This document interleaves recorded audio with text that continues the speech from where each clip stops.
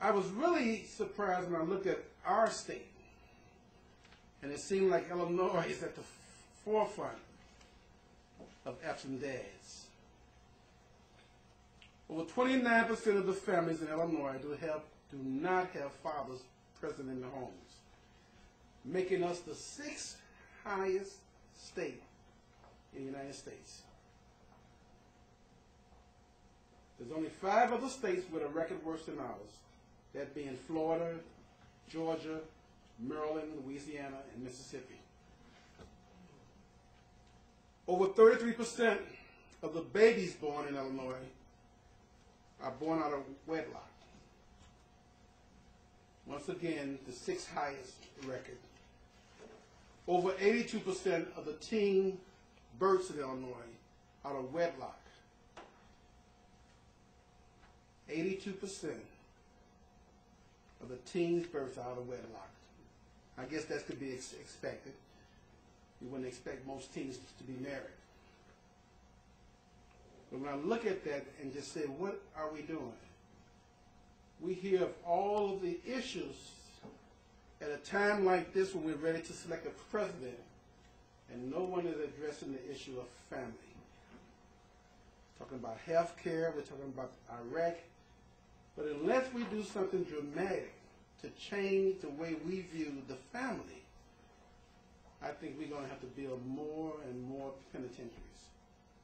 And that is really sad. Let me just give you some background. I've been the presiding judge of juvenile justice in Market for the last 14 years.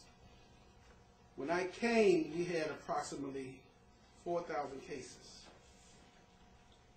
My court disposed on an average of 300 cases a month.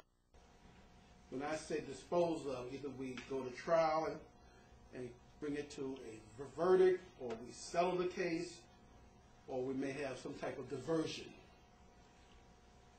Even though we dispose of 300 plus cases a month, my docket still have not gotten below 3,000 cases.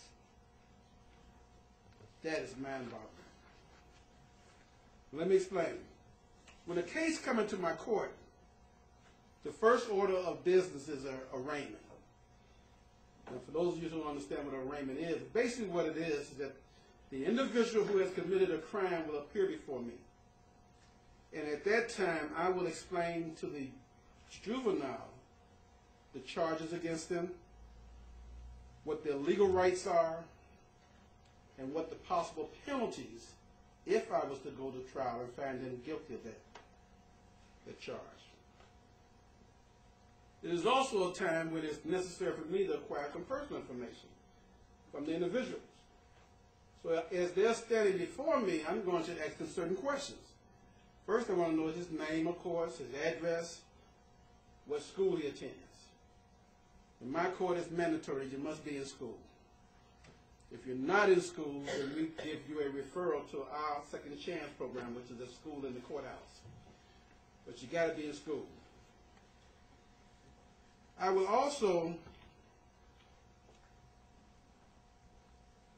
say that while I'm doing the arraignment, in the 14 years, I think I may have arraigned maybe thousands of kids.